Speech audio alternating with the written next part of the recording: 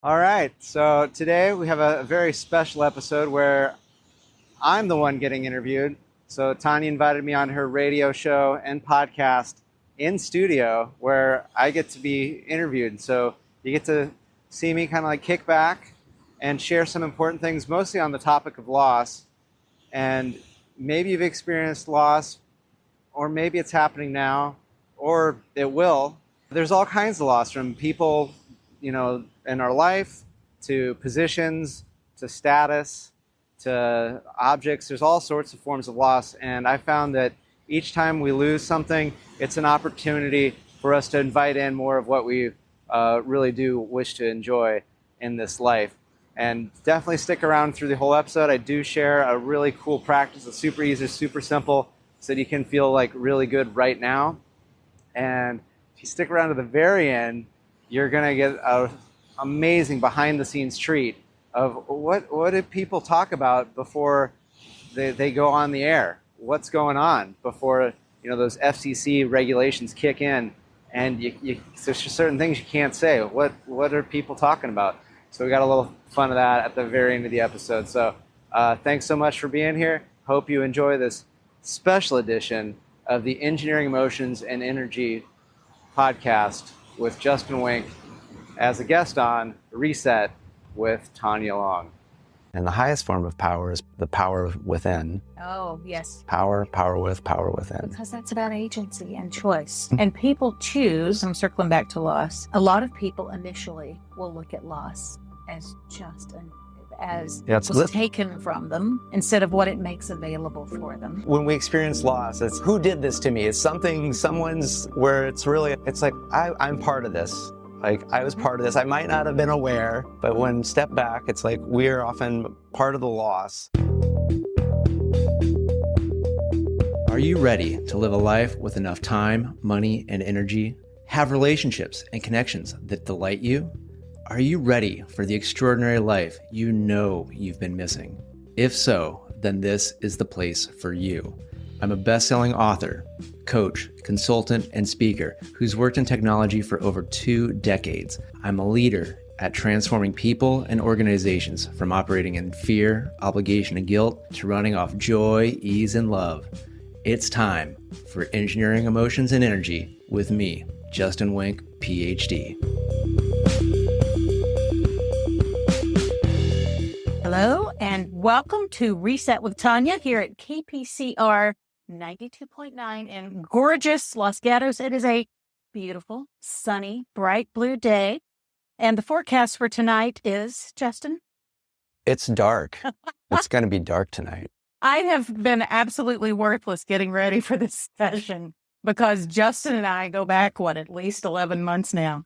And Justin always balances things out with a heavy dose of humor. So I am here today with Justin Wink, friend, fellow. You're a fellow in so many ways. You're a fellow author.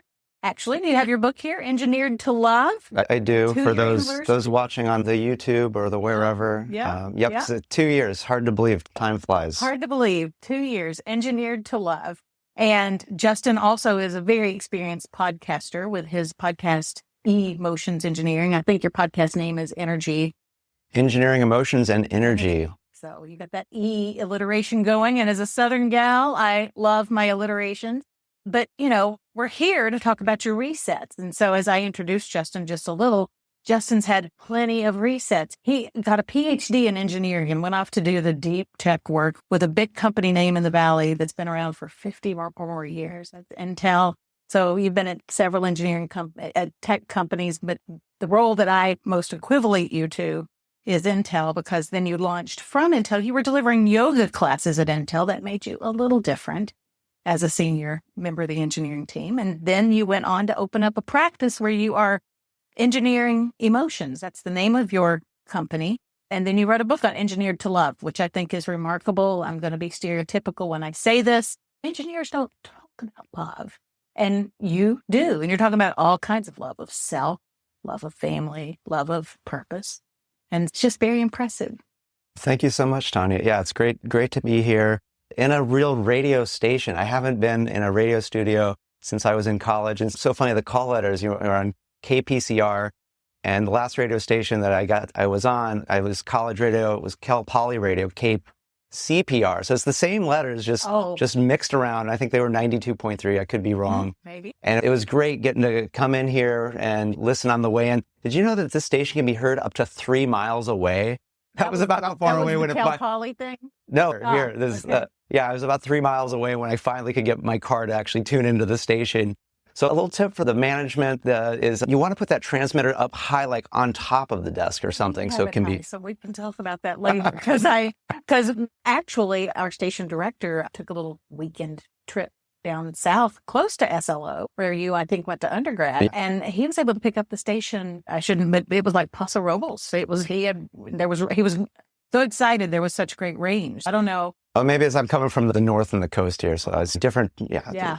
Maybe. I'm teasing. I'm having some fun. We're also simulcasting. It's on broadcast worldwide on the web because I was able to pick that up from home, and so it's great to kind of get comfortable with the radio and all that again. So you've been listening to kpcr.org. Yeah. And I'm hopeful, like my friend in Tennessee, since we published this ahead of time, they listen and they send me notes. I wish they'd do likes instead of sending me private Facebook messages. I'll take any of the love I can get. Oh, yeah. It's all good to get the love. And I used to tell people that I'm a recovering engineer, but I do now feel like I'm a fully recovered engineer, that I'm human, that can do engineering. And there's so many things that I can do. And we all can do that. So it's often in these times of loss, transition, where things don't go the way that we realize that we're so much more than we get attached to. So what prompted that shift for you? Because, you made quite the commitment. Yet you went all the way to get a Ph.D. in electrical, I think, engineering. Yeah. And then the work of being in a really monstrously sized tech company.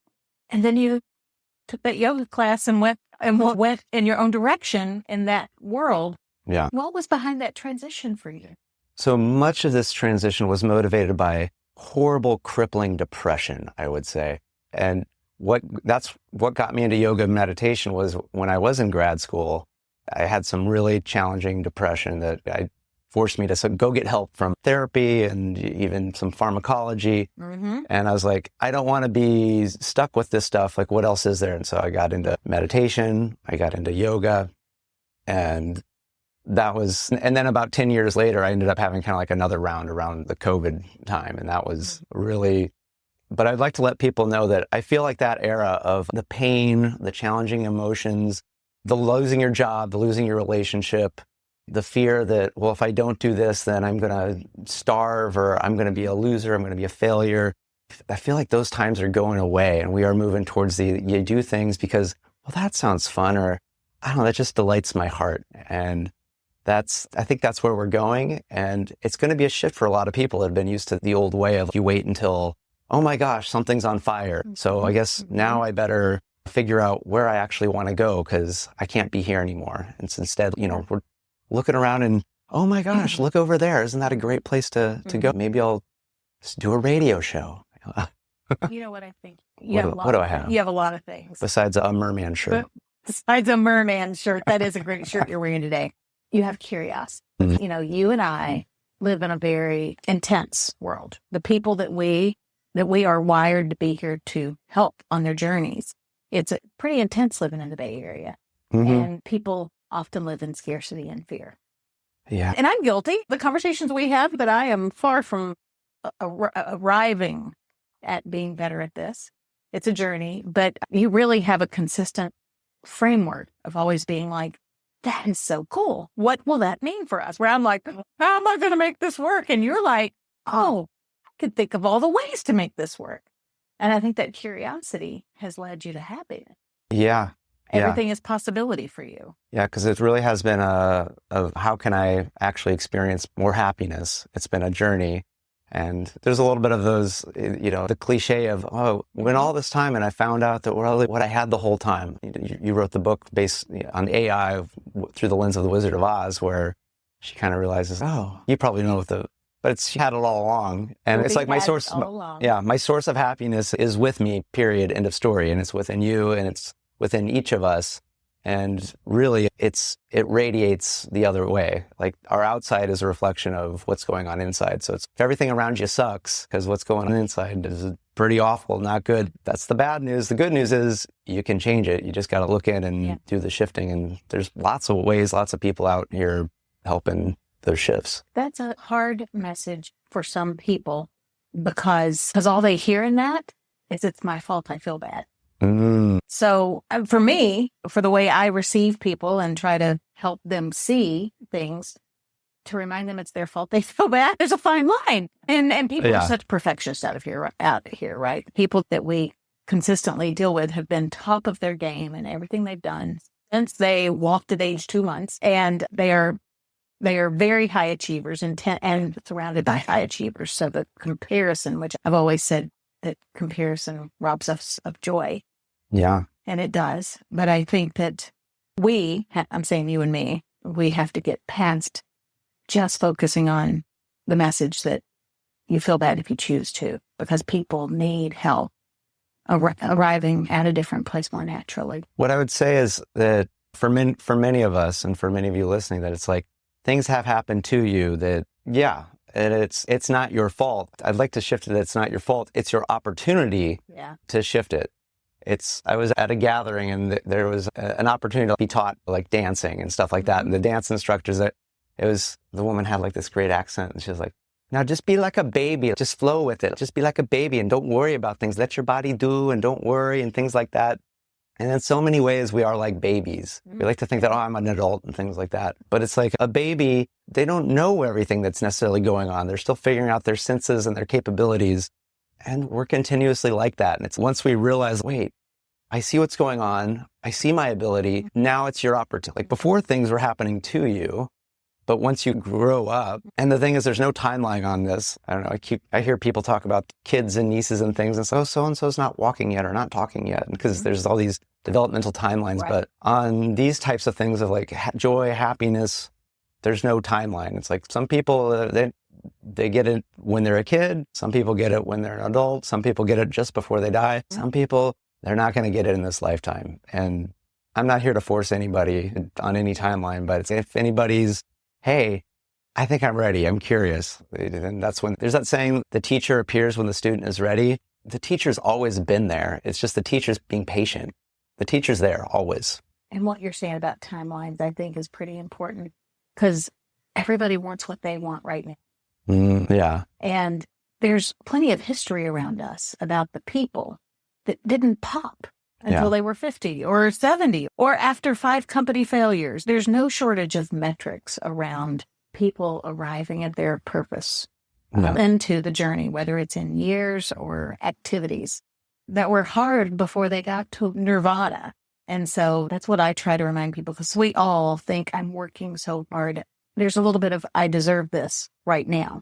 Yeah. And you do, but learning is part of that journey. Yeah. And I get that. And towards the end of the show, I'll share something so that you're holding out, you're waiting. Oh yeah. What's the code word? You're going to ask me for this at the end, but stick around for the end of the show. I'll share something of how you can get what you want right now.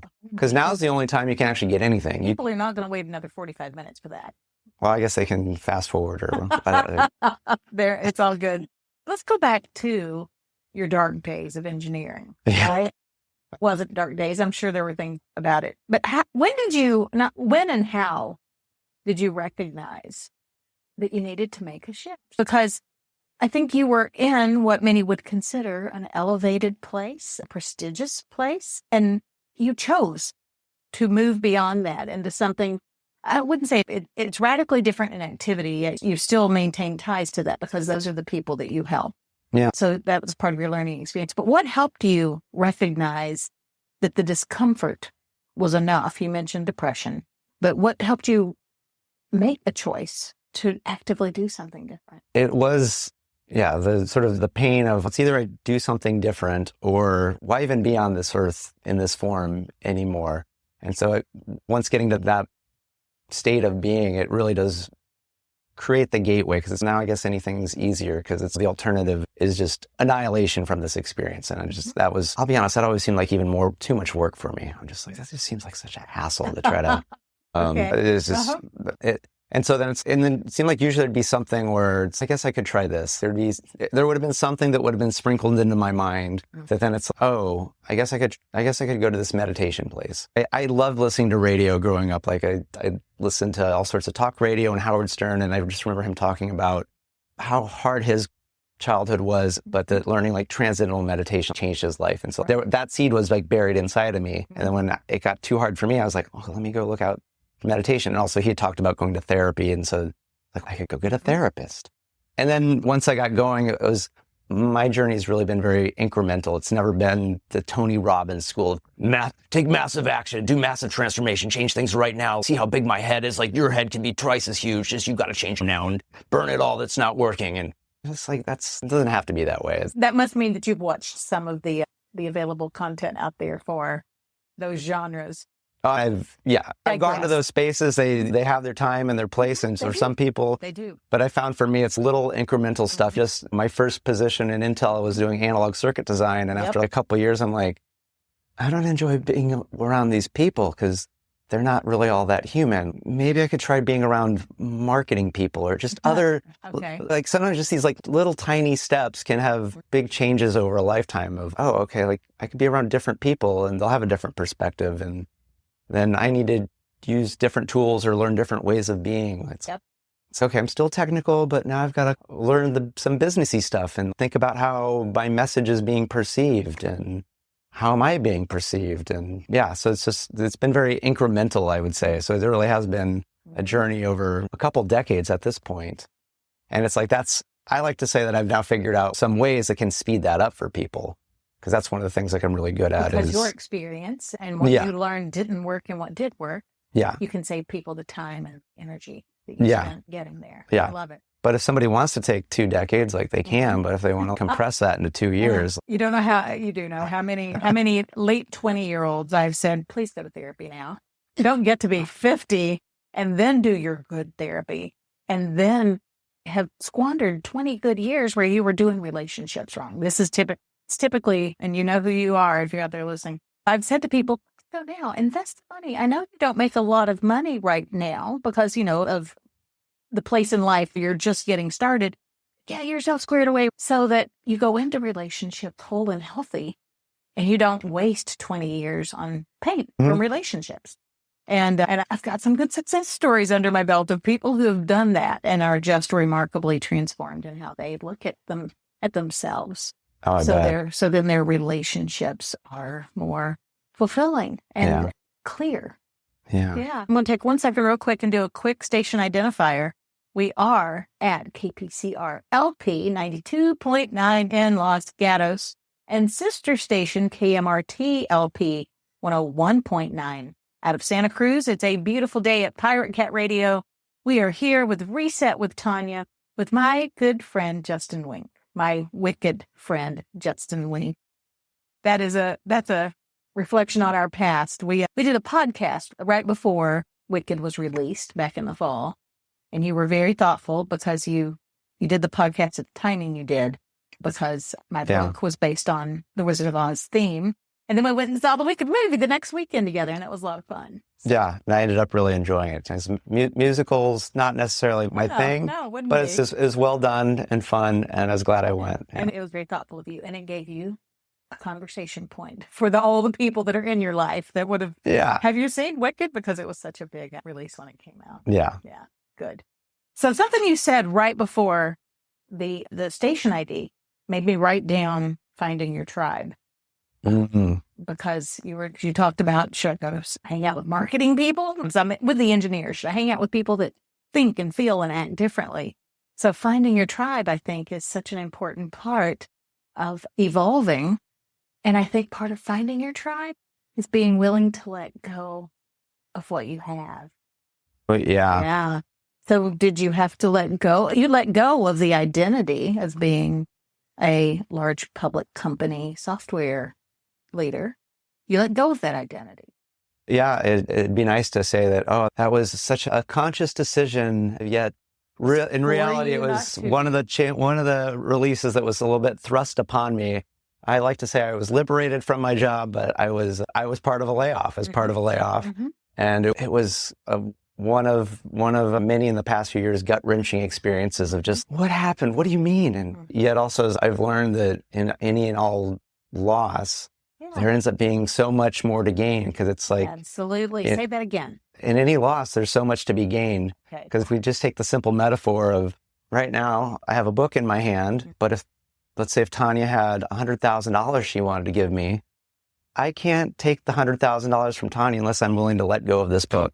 And I just dropped it. And I wonder if that showed up on these. I don't know. Anyway, but it really is like, we often always want more in our life, yet we never want to let go of anything. And at some point, the universe, however your life, whatever, it tries gently to go, this is not for you, this is not for you. But at some point, it's going to get louder, more forceful. And that's sometimes when big things happen, like you get fired, or a divorce, or a breakup, or somebody dies even.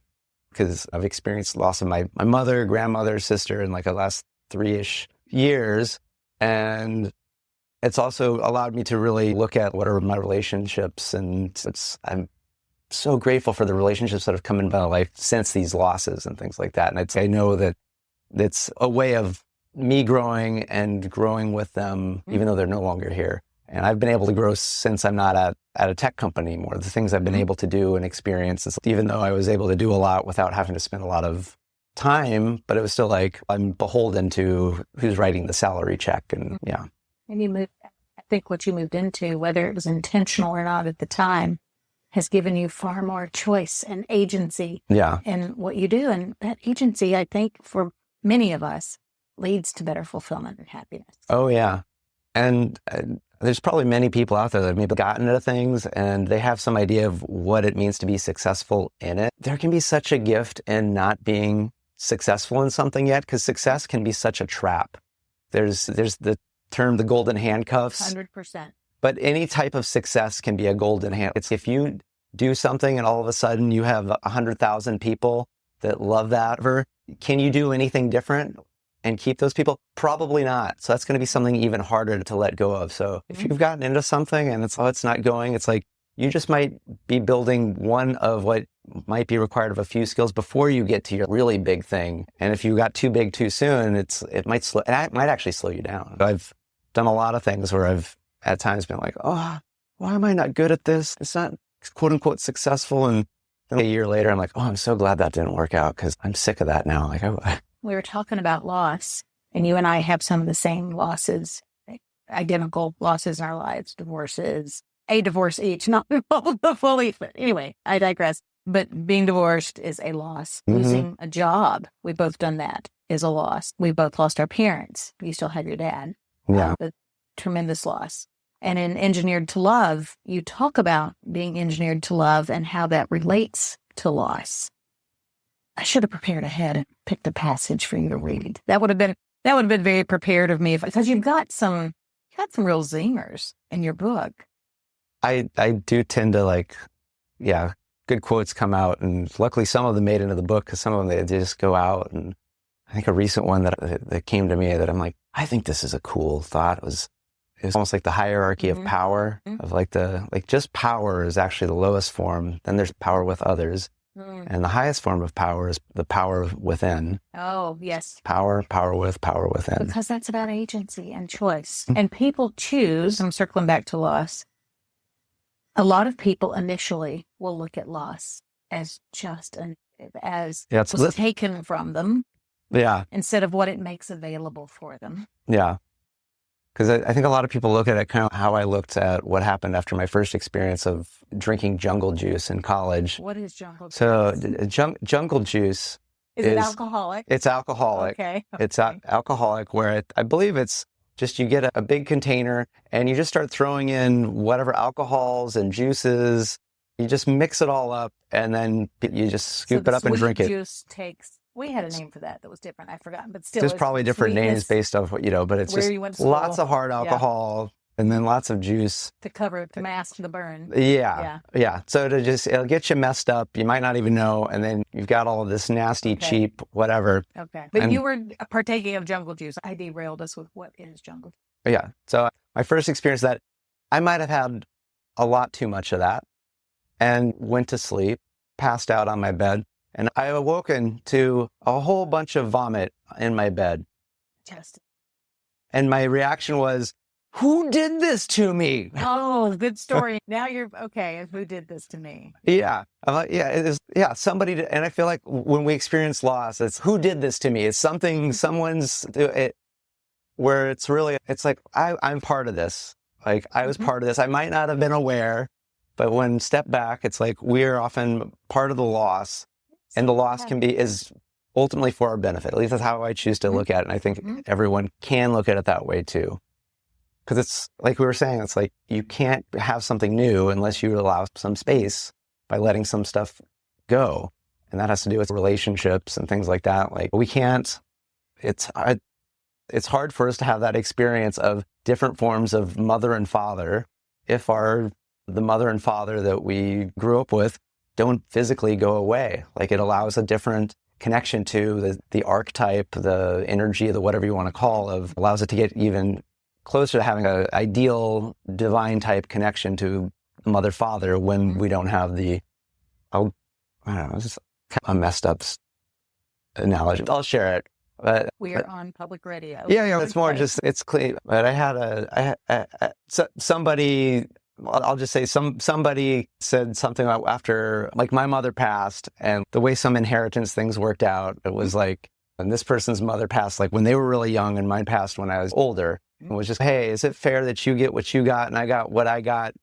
Feeling like he got the short end of the stick because his mother passed when he was like a teenager. Oh. And so he's thinking that I'm so much better off because I had my mother and then I got some other gifts and things like that. And I didn't respond to that because I'm like, I don't need it. But I had a thought of, you don't know what it was like growing up with my mother. And for all you know, it was the greatest gift that this person's mother passed away when they did, because we don't know what's good or bad. We just have this assumption that, it's better to have a relationship go till death do we part, to have a mother and father live long. But sometimes like maybe we're getting an extra special gift when they're not in our life or they pass soon. Like there's so many more opportunities that's different than what we think is what we're supposed to have. So that's just what yeah, and that was very tame. So I'm sorry, I cautioned you before you started. But it talks about taboo topic of you're always supposed to go, oh yeah, you should always be, the mother is so blessed and the father, and no, some are not so great. And that's what you learn in therapy, right? Yeah. To not make up your narrative in such a way that it's not truthful about what you went through. What I decided in my 50-year-old therapy was they did the best they could. And that generation, they love differently their children than the men I date now that are 50, that have kids. How they act with their daughters is not how my daddy acted with me. It's a different time. We've learned a lot about how to show love. The generation of our parents, they didn't have that. They did the best they could. Yeah. Like I kind of like to think of it as like generations of the PlayStation game console that like.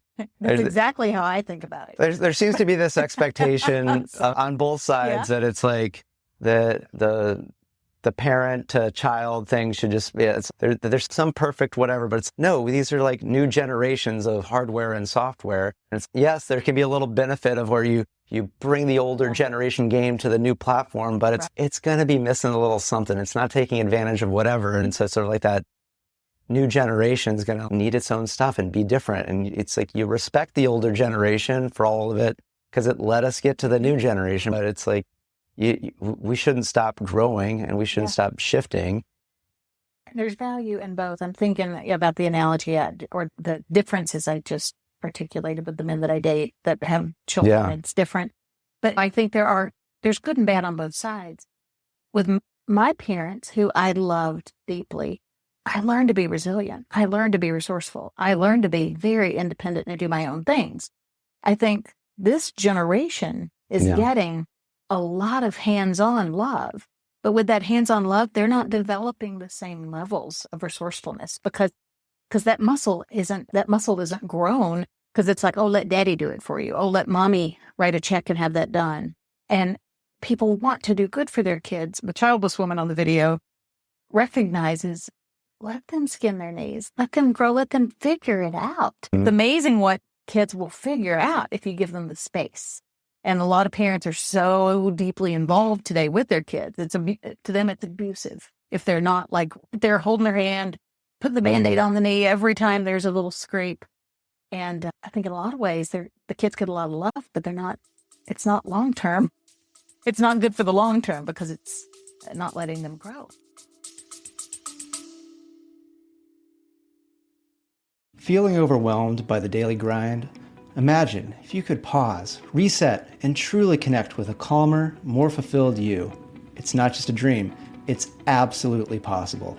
Hi, I'm Justin, and I invite you to discover the life-changing techniques in my book, Engineered to Love. Right now, I'm offering a free chapter complete with guided audios that have already helped so many people find peace amidst the chaos. These aren't just any techniques. They're transformative practices designed to help you love yourself and engage deeply with the present moment, without even having to close your eyes to the world around you. So join us at engineeredtolove.com/sample and access your free guided session. It's time to bust the busyness and embrace the joy, ease, and love in your everyday life. Don't wait. Start your journey to a more relaxed and recharged you today, because you deserve to live a life you love. Visit engineeredtolove.com/sample. See you there. Yeah, I agree, but also shift a little bit that because it's interesting, I got to on a trip and got to see my good friend from high school who's got a 13-year-old. Nice. And so it's just interesting to just like observe, and there's a little bit of noticing that I feel like a lot of the way the son is based off a lot of my friend. There's a little bit of what 13-year-old really wants to become an accountant or go into it as an accounting major because I think this is a little bit of where parents want to do the best for their kid based off the world as they understand it. Yet the world continues to evolve, and that like resilience and things like that. To me, I don't believe the world's going to be a world of scarcity. It's going to be a world of abundance, so that some of that things that were necessary of how to scrape and hustle and all these things. Build our own tree houses. Yeah. Yeah. There's a little bit like, there's a reason like why humans don't have tails. I don't know if we ever did or whatever, but there's some things where it's like, we're in a different world. We don't have these things. So there might be some things that like you and me had to learn that it could be just like, I don't know how to ride a horse, but 100 years ago, it's like, what, you don't know how to ride a horse? Like, you don't know how to ride a horse, really? I probably could, it's going to be rough. It's going to be, but we'll share stories later. I mean, I wouldn't be surprised if the majority of anyone born in the last 5 years will never learn how to drive a car. Will never learn how to drive a car. Because it just makes sense. There will be some, because it's fun old timing. There's still people that, but it's if you don't help somebody learn how to drive, they're going to be not going to be able to engage in this world. But the way the world's going, it's like there'll be abundance of ways to get around in the world that don't require needing to operate it. Absolutely. And so, yeah.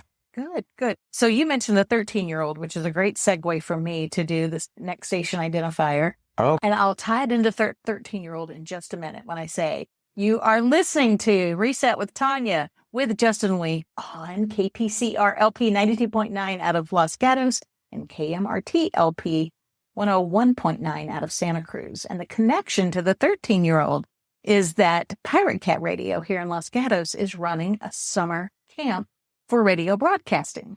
So that's going to start in June. And I think that's a great skill, hobby, interest point. We're targeting 13 to 17-year-olds for this summer camp.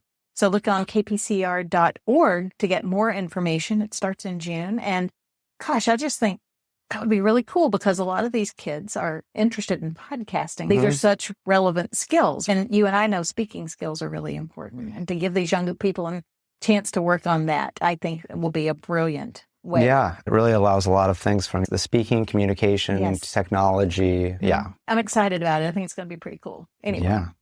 So back to, what were we talking about when last I jumped off the 13-year-old bridge? I just know, speaking of bridges, the Dumbarton Bridge, if you're heading over that right now, it gets higher in the middle to allow boats to pass through, and then it comes down so you can connect with the other road. So that's your traffic report coming out of Thank you. KPCR. Our listeners across the U.S. needed to hear about the Dumbarton Bridge. And now they're asking, Dumbarton? Poor guy. Who was Barton? It's just a funny name for some things are just Dumbarton. You are right. So we've talked about loss. Yes. Loss is really just a transition. You and I help people with, say yes, Tonya. Yes, Tonya. I got you to do it. That's awesome. But loss is just a transition. And you and I help people with transition. So the losses that you've had, and we've talked about the different, not layers, but the different types of losses. They all come with different lessons learned. Yeah. And you've had several of those lessons. How have those things directly helped you to help others? Because you're not writing code so much anymore. You're helping people recode how they think and feel.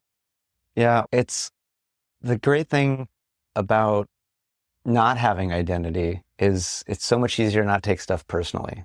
So I feel like one of the biggest gifts of any form of loss is it really is a loss of any solidity to our identity, which I know a lot of in the world it's big on, my identity is important. You can't tell me that I can't do this because I'm this thing. And I don't even have to say, but whatever the thing is you're thinking of, that's it. And as much as you love it or as much as you hate it, it's limiting.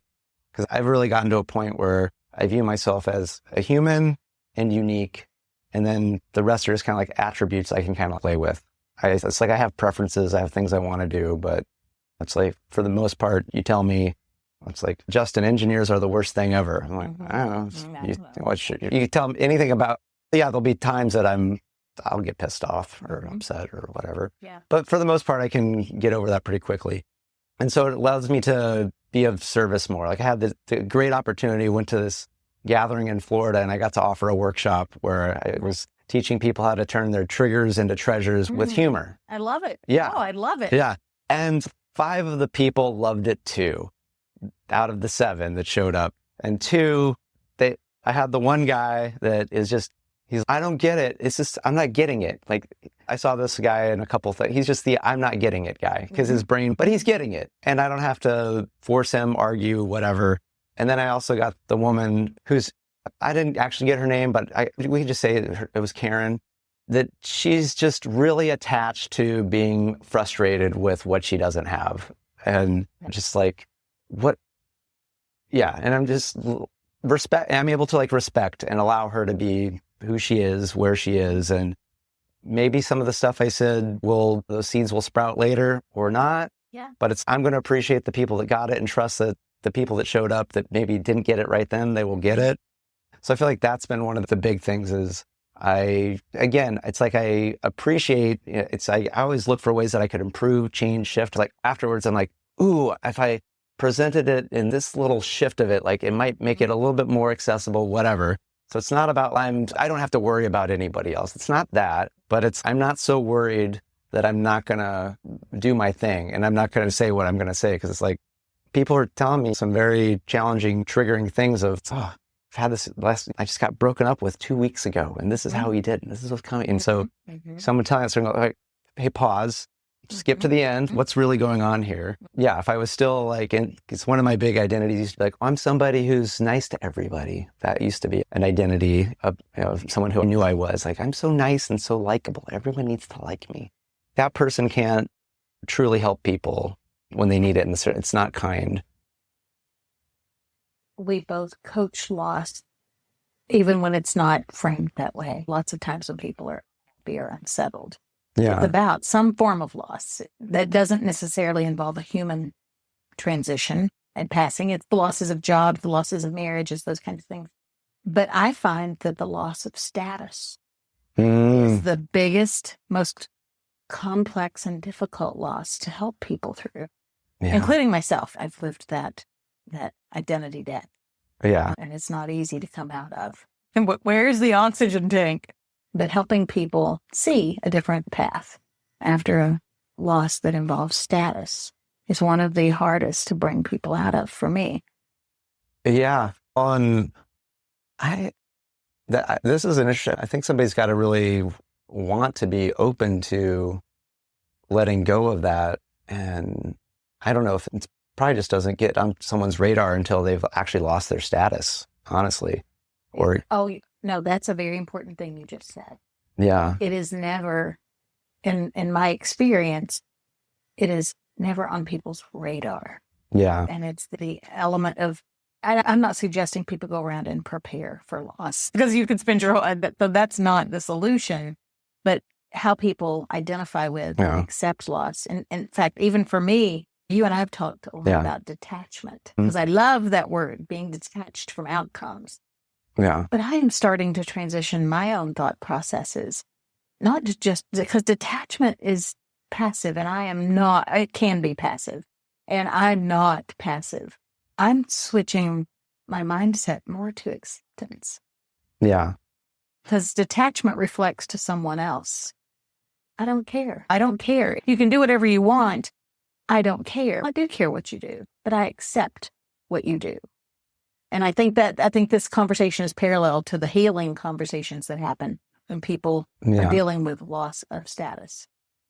To me, I think how I guess if I was going to define detachment, I would say it's detaching my emotional state from anybody else's actions or whatever, which is different than having boundaries. It's like I can still have boundaries. I'm not going to allow myself to get upset by what somebody does, but that doesn't mean I'm going to invite them back over for dinner again if they did something. Because the being angry, the being upset part doesn't serve. No. And it often doesn't change the other person. In fact, often it usually ends up allowing them to continue being who they've been and are. Yes. And sometimes just more and more, I just end up smiling and being amused. And I know there's some people that they just get so frustrated. Why is this guy? So like yesterday. I think I was at a group lunch with you a few weeks ago where you couldn't stop smiling, and I was the only one at the table who knew what that meant, what those code signals were. I'll say that there are times where there were kind of little pokes at the status thing. And I experienced this yesterday because I think I was telling you before the show, I went to Calistoga where they have all these natural mineral springs and things like that. Went to a place like this and got a mud bath, which is great. This is why your skin looks so good. I'm just checking you out. I'm radiating. You've been slothed. Literally been grounded in a bunch of mud. I've literally been grounded, but I'll bump mud bath. Yeah. And when the procedure was over, there was a power outage in like the whole town. And that's funny. There was a woman who was losing her mind because she couldn't blow dry her hair. And she's like, I'm supposed to go outside like this? How embarrassing. Where am I supposed to plug this in? Is there anywhere? And it was like, that's a bit of a form of loss of status, right? Of like the status of being because for her, pretty. That was her dignity, was to be able to go out coiffed. Yeah. She, for some reason, needed that. Yeah. And to me, I'm just like, I'm in a relaxed, chill mode anyway. I think I can just keep chilling and relaxing. And I did for the next 2 hours. And then the power came on. It's like there was a pool. There was plenty of stuff to do. And so it's like people will sometimes the world can status check you at any time. Mm-hmm. And so if you ever get frustrated, it's like there's an attachment to status. But I will offer that there is a way to more proactively do it. It is to do something new. Do something you haven't done before, because you're not going to have status at it. You're not going to be good. You're going to have a hard time. You're going to be less than everyone else.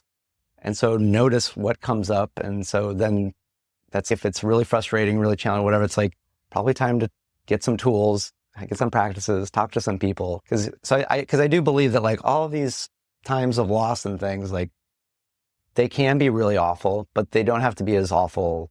They can be, it can be more easeful. It's a mindset shift. Yeah.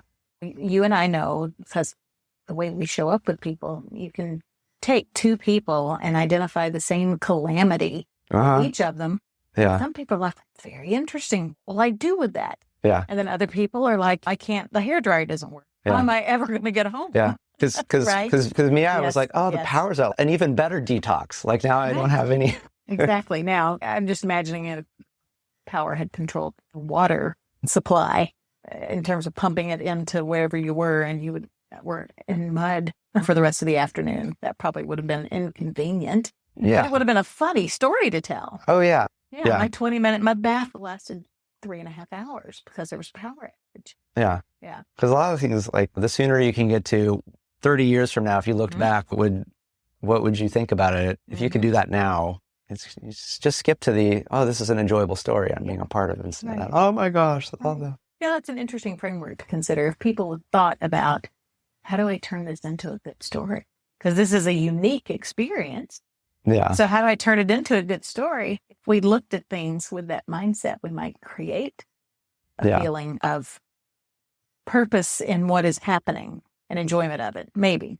Yeah. But, so before I ask this question, it is time for KPCR LP 92.9 is where we're broadcasting from, and sister station KMRT LP 101.9 FM. We are a public radio station, and that means that we build messages for the communities that we serve. So this station is, and Justin was asking me before the episode, I would say is a very heavy, creative music itinerary set. And then they have some high quality talk shows like Reset with Tonya. And there are some locally based talk shows where local business leaders and community leaders are profiled so that the community learns those people. This is a public funded, user funded experience. And I'm so proud to be part of it because what we're doing, I believe, is a service to the people who get to be in this community and be part of that creative process. So you're grinning. I'm not going to ask what that's about, but I'm going to ask on this thread that we've been on around people accepting what happens to them. What do you think, in all the experience you've had dealing with people, what are the themes that make people successful at accepting or not being attached to outcomes? What are the characteristics of people who do that more successfully? I'd say that one of the things that can lead to success or just more contentment more often is when it really is practice. I think there's often this, oh, when this happens, then that. But it really isn't. Life is not this, then that. It's not, we like to think it's linear because that's the mind, but the mind is really not who's in charge, or it shouldn't be. I can't remember whose quote it is, but it's like the mind is a great servant, but a horrible master. And so it really is that the more you can practice with getting out of the attachment of what the mind is producing, because we don't get frustrated with how our heart changes beating or how our breath changes. It's often the thoughts run around, but the mind thinks, the heart beats, the breath breathes. Who is the one experiencing all of that, or what is? That's the real, the you, that's the real me, that's the real essence, the real consciousness, the real source of it all. And so the more it can get into that, and it really is just that noticing and going like, I'm going to shift my attention to anything else. Because that's really kind of like what acceptance is, recognizing that there's something happening and just going, this is happening. And I'm going to choose what to do with it. There's usually a habitual response of somebody did something in traffic, so now I express anger at them. Yet there's also the option of noticing, oh, this is happening, and I can now maybe notice, well, that was an interesting color of the car that cut me off, or that's exactly what I say. There starts to be an chartreuse forward. There really starts to be an infinite number of other things than the thing that is done over and over and over and again. We're all so boring, really, so incredibly boring, doing like the same 100 things every day in, day out. So this happens, then that happens. This happens, then that happens. And yet we take ourselves so seriously. Oh my gosh. I'm the worst. I am chief sinner and saint for taking myself too seriously. Yeah. As you were talking a moment ago, I know that you've worked with lots of different people, which is such a privilege, right? To have all these juicy conversations and transformations that you help to facilitate, that you plant seeds in. What are some of the tools or techniques for acceptance that you might offer to the people who are listening? Yeah, so thanks to everybody who's been sticking around since the beginning of the show. Oh, do we get it now? Yeah, I think this is a great time. Awesome. I didn't mean to set that up, but I'm glad we did. Yeah. Okay. Is really, it is shifting out of whatever it's like you're on a train, but you don't want to be on the train anymore. You can always get off. You can always get off the train, but it takes practice to get good at coming on and off the train. The train will always suck you back in, but it's just remembering that you can get off. And it really is just doing something that's right here, right now, in the present moment, like something, I like to say it's like getting to it, the truth of now. Because really, whatever we're experiencing in the here and the now, that's the only thing that is absolutely true. Anything you and I have said, it could be complete lies, made up. The fact is, somebody heard it. That's true. There's no debating. So I'll offer, there's 3 things to this, but if you only get one of them in a moment, like you're doing great. So it would, the first is to breathe deeper than you would usually breathe. So like inhaling through the nose and then exhaling through the mouth. So that's like the one other thing.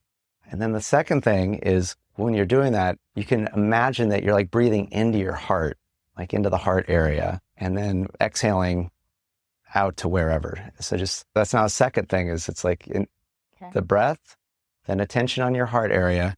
And the third is you can just be, as you inhale, you can just say, I love myself. So just like inhaling, I love myself. And so if you just do one of the 3 things, you're doing great. 2 of the 3 things, also good. 3 out of the 3. But I would challenge anybody, if you can remember to do that at least once a day and do that consistently over the next 3 weeks, you'll probably notice some profound shifts. And the more you can do it, this is the kind of thing that like driving down here that I can just do of just, I love myself. It just got cut off. I can't get the radio station on my dial. I love myself. It's coming into my heart, letting it out. Because how much better is that compared to anything else that you're likely going to be thinking that's just naturally rattling around? I have self-talk. I have the most awful, horrendous default self-talk of judging myself, of other people. It's like, I should have gotten the radio station thing figured out yesterday. And it's like, this person, they're going too slow. That person's a maniac. They're going too fast. That person's driving a pink car, for God's sake. Yeah. What are you thinking? Yeah, and it's not even Mary Kay. Oh. You didn't earn that car. You know what Mary Kay is. Oh, my goodness.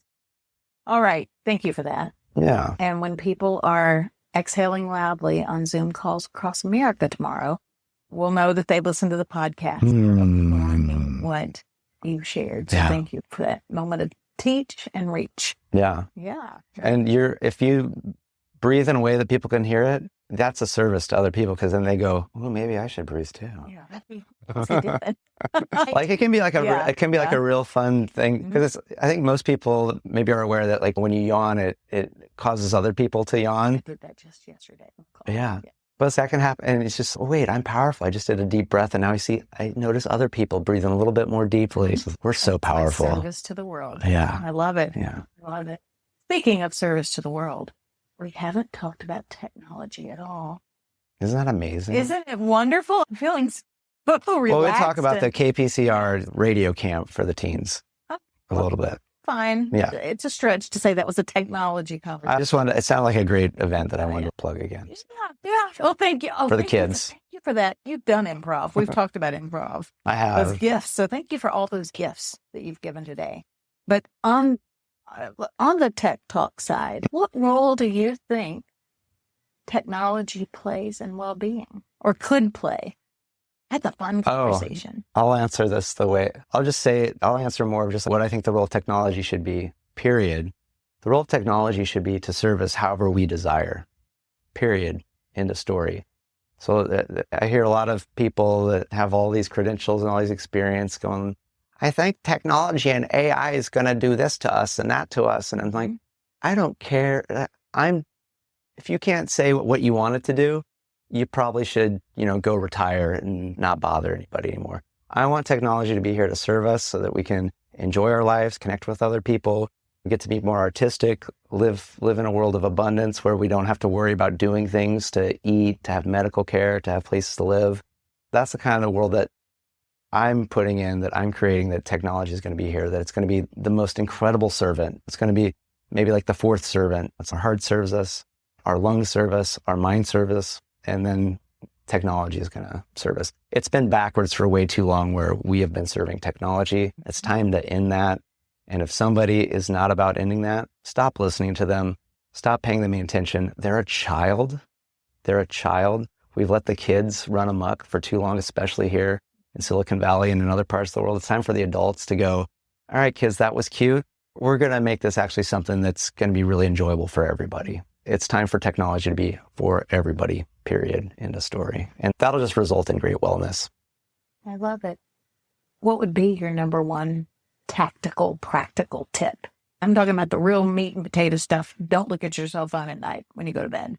Those kinds of, which one resonates for you the highest? I would say one big thing is ignore the news as much as possible. Ignore as much news as much as possible. If it's really important, somebody will tell you. And then after that, as much types of digital detox, I think it is good to have a no phone from at some point. Don't go to the phone right when you wake up. But oh my gosh, even just a 4-hour digital detox, it can be like quite white knuckling often, but you feel so refreshed afterwards. And then if you can then do that for a whole 24-hour period, but again, start small and build. Thank you. Start small, make improvements, build. I could go on for another hour, but we're at the top of our hour. So let's end this with help our listeners understand how they can experience you, get in touch with you, the mediums. I know we talked about at the beginning of the call, but let's let you recap that one more time as we close. Yeah, it's great to be here. KPCR 92.9 FM, Los Gatos, California. You're hired. Yeah. I'm like, oh my gosh, it's top of the hour. We got to get the call letters out and all fixed. We can get in touch with you on LinkedIn. Yeah. So I'm Justin Wink, Ph.D. on all the major socials, including LinkedIn, Instagram, all those things. JustinWink.com is great to find the podcast, stuff about my book. I have some free offerings there. Awesome. That you can get. You have an excellent meditation. I will say, because I called you when I did it. It was excellent. Yeah. Thank you so much for finding that, because now it's even easier to find there under the free offerings webpage. So good. And you're on the 2-year anniversary of your books. I noticed you had some programs going on for packaging with the book. Yeah. So it's like the 99 cents for the Kindle, and then everything's else as literally the lowest possible price Amazon would allow it to be. So, wonderful. Yeah. All right. It's a gift to people to be able to read what you share and in the way that you share it. So thank you. Thank you so much. And yeah, I'm open for one-on-one coaching, consulting, and then also giving talks to teams and groups and things as well. Wonderful. Then I hope we see more of you talking to teams and groups to make this a better world. Yeah. Thank you so much, Tonya. Thank you. So we have been here on KPCR 92.9 FM in Los Gatos with sister station KMRT 101.9 out of Santa Cruz. We are signing off with Justin Wink and Tonya Long from Reset with Tonya. Have a wonderful rest of your week. Thanks for tuning in to Engineering Emotions and Energy with Justin Wink, Ph.D. Today's episode resonated with you? Please subscribe and leave a 5-star review. Your feedback not only supports the show, but also helps others find us and start their journey of emotional and energetic mastery. You can also help by sharing this podcast with someone you think will love it just as much as you do. Together, we're engineering more amazing lives.